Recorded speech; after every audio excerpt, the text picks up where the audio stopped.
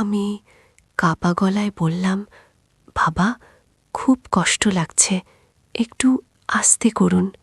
বাবা শান্ত স্বরে বললেন, আর 1 মিনিট অপেক্ষা করো মা, প্রায় শেষ হয়ে এসছে। তো বন্ধুরা, আপনারা যদি এই ভিডিওটির আবেগ অনুভব করতে চান তাহলে ভিডিওটি না টেনে সম্পূর্ণ দেখুন। বন্ধুরা, আমার নাম বিপাশা, আমি ক্লাস 9-এ পড়ি। আমার বাবার নাম বিপুল, তিনি বাজারে একটি কসমেটিক্সের দোকান চালান। আমার মা বেশিরভাগ সময় একদম স্বাভাবিক থাকেন, কিন্তু মাঝে মাঝে তার মাথায় সমস্যা দেখা দেয়। তখন তিনি একটু অস্বাভাবিক আচরণ করেন। একদিন রাত প্রায় 12টা বাজে। মা তখন কিছুটা অস্থির হয়ে যাচ্ছিলেন। বাবা শান্তভাবে বোঝানোর চেষ্টা করছিলেন, কিন্তু মা রাগে বকাবকি করছিলেন। আমি ঘরের বাইরে থেকে সব শুনছিলাম। পরে চুপচাপ গিয়ে দেখি মা অনেক রেগে আছেন, আর বাবা চুপচাপ বসে আছেন। কিছুক্ষণ পর বাবা ঘর থেকে বের হয়ে এলেন। বাইরে এসে আমাকে দেখে বললেন, মা, আজ রাতে আমি তোমার মায়ের সঙ্গে ঘুমাতে পারবো না। ওর মাথায় আজকে একটু বেশি সমস্যা হচ্ছে। যদি তোমার ঘরে একটু জায়গা দাও তাহলে আমি ওখানেই ঘুমাতে যাই। কালকে সকালে দোকানে অনেক কাজ আছে। আমি অবাক হয়ে বাবার দিকে তাকিয়ে রইলাম। এত রাতে বাবা কখনো আমার ঘরে ঘুমাননি। তার চোখে ক্লান্তি ছিল, কণ্ঠে এক ধরনের ভারী ক্লান্ত ভাব। আমি কিছু বললাম না, চুপচাপ মাথা নাড়লাম। বাবা আমার ঘরে এসে বিছানার একপাশে চুপচাপ বসে পড়লেন। জানালার বাইরে তখন হালকা বাতাস বইছে। চারদিকে এক অদ্ভুত নিস্তব্ধতা। মনে হচ্ছিল পুরো বাড়িটাই যেন গভীর কোনো রহস্যে ঢেকে গেছে। বাবা নিঃশব্দে বললেন, মা, আজকের রাতটা একটু অন্যরকম। তোমার মাকে আমি একা রাখতে পারিনি, আবার ওর ঘরে থাকা সম্ভব হচ্ছিল না। আমি কিছুই বুঝতে পারছিলাম না। কেন যেন মনে হচ্ছিল আজকের রাতটা শুধু অস্থির নয়, এর পেছনে লুকিয়ে আছে আরও কিছু, এমন কিছু যা আমি এখনো জানি না। বাতাসের শব্দে জানালার পর্দা নড়ে উঠছিল, আর আমার মনে হচ্ছিল এই রাতটা হয়তো আমার জীবনের গল্পটাই বদলে দেবে। তারপর বাবা ধীরে ধীরে বিছানায় শুয়ে পড়লেন। আমি চুপচাপ বসে রইলাম। ভাবছিলাম, বাবা তো ঘুমিয়ে পড়েছেন, তাহলে আমি একটু মোবাইলটা বের করি। আমি আস্তে করে মোবাইলটা হাতে নিলাম। স্ক্রিনে আলো জ্বলতেই ঘরের এক কোণ যেন হঠাৎ আলোকিত হয়ে গেল।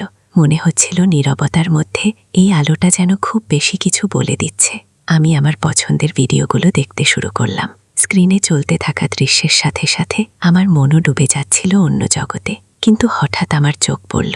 বাবা কি সত্যিই ঘুমাচ্ছেন, নাকি আমাকে লক্ষ্য করছেন? আমি কয়েক সেকেন্ড নিঃশব্দে তাকিয়ে রইলাম তার দিকে, চোখ বন্ধ, নিঃশ্বাস ভারী। মনে হচ্ছিল ঘুমাচ্ছেন, তবুও আমার মনটা শান্ত হচ্ছিল না। তখন আমি মোবাইলের সাউন্ডটা একটু বাড়িয়ে দিলাম, যেন বাবা কিছু শুনতে না পারেন। কিন্তু ঠিক তখনই বাবার এক চোখ ধীরে ধীরে খুলে গেল। আমার বুকের ভেতর কেমন জানি ঠক ঠক করে উঠল।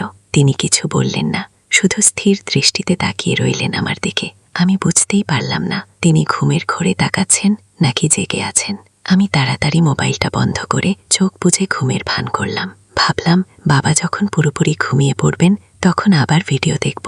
কিন্তু আমি তখনও বুঝতেই পারিনি বাবা আমাকে ফলো করছে। আমার মোবাইলের স্ক্রিনে কি চলছে, আমি কি দেখছি কিংবা কি শুনছি, সবকিছুই যেন তিনি নিঃশব্দে টের পাচ্ছিলেন। তিনি একদম চুপচাপ শুয়ে রইলেন, চোখ বন্ধ, মুখে একটিও শব্দ নেই।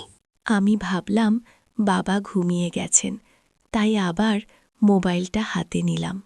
এবার সাউন্ডটা একটু জোরে দিলাম। ভেবেছিলাম তিনি ঘুমের মধ্যে কিছুই শুনতে পাবেন না, কিন্তু না, বাবা ঘুমিয়ে পড়েননি। তিনি শুধু ঘুমের ভান করছিলেন। আমি তখনও তা বুঝিনি।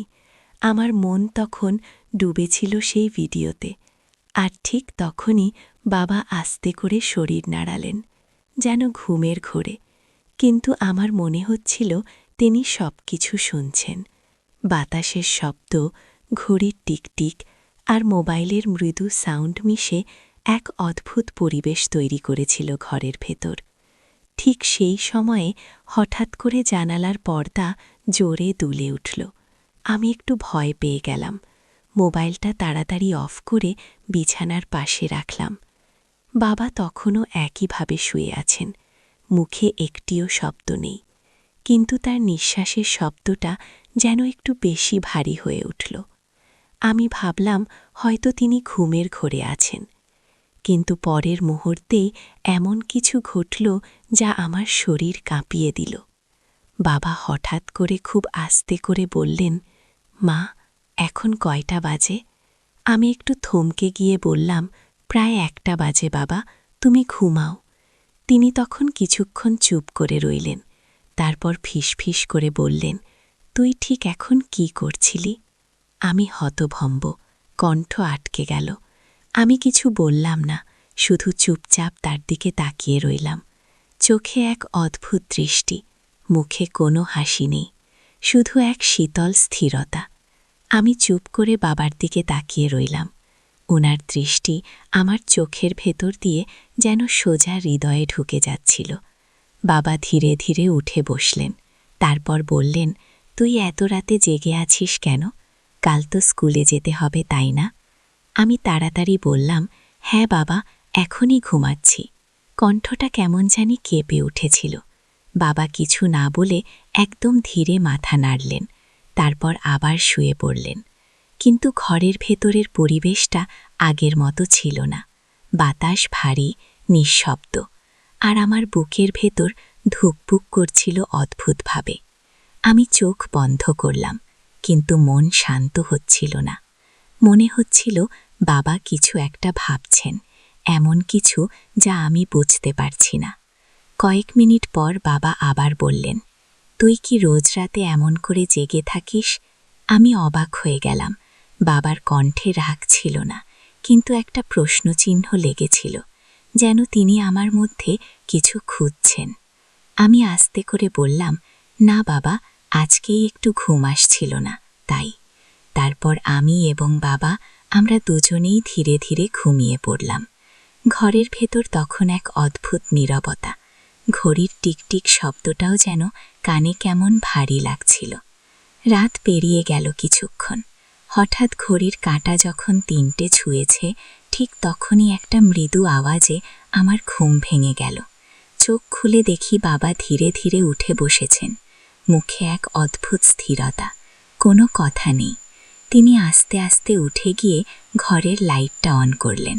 ঘরটা মুহূর্তেই আলোকিত হয়ে উঠল। আমি চোখ আধখোলা করে দেখছিলাম, কিন্তু এমন ভান করছিলাম যেন গভীর ঘুমে আছি। বাবা একবার চারপাশে তাকালেন, তারপর হঠাৎ লাইটটা আবার বন্ধ করে দিলেন। অন্ধকারে তার পায়ের শব্দ শুনতে পাচ্ছিলাম। তিনি দরজার দিকে যাচ্ছেন। দরজাটা আস্তে খুলে বাইরে গেলেন। আমি চুপচাপ বিছানায় পড়ে রইলাম। বুকের ভেতর কেমন ঠক ঠক করছিল। বাইরে তখন কুকুরের ডাকে আর বাতাসের শোষো শব্দে বাড়িটা আরও ভয়ানক লাগছিল। 2-3 মিনিটের মতো কোনো শব্দ পেলাম না। মনে হচ্ছিল বাবা হয়তো উঠানে গেছেন অথবা নিচে কিছু খুঁজছেন। তারপর হঠাৎ আবার দরজার হালকা কর্চার শব্দ শোনা গেল।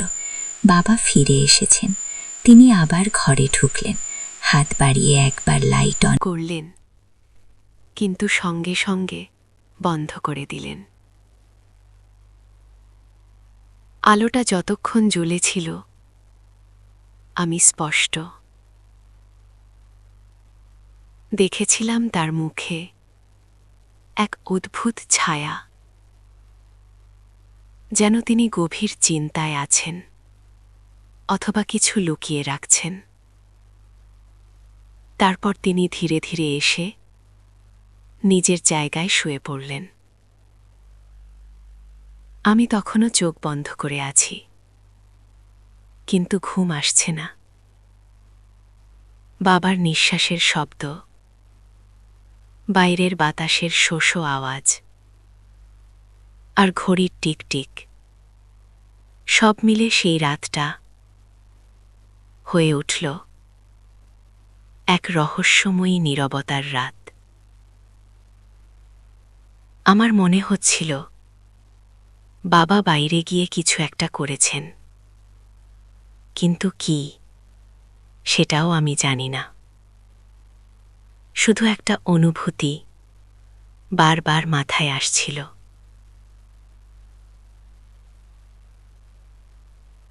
পরের সকালে ঘুম ভাঙতেই প্রথমেই আমার চোখ গেল বাবার দিকে, কিন্তু বিছানাটা খালি, বাবা কোথাও নেই। আমি দ্রুত উঠে বসলাম। ঘরের জানালা খোলা, পর্দা হালকা দুলছে, আর বাতাসে এক অদ্ভুত গন্ধ, যেন পুরনো ধোঁয়া আর ঘাম মিশে আছে। আমি একটু ভয় পেলাম।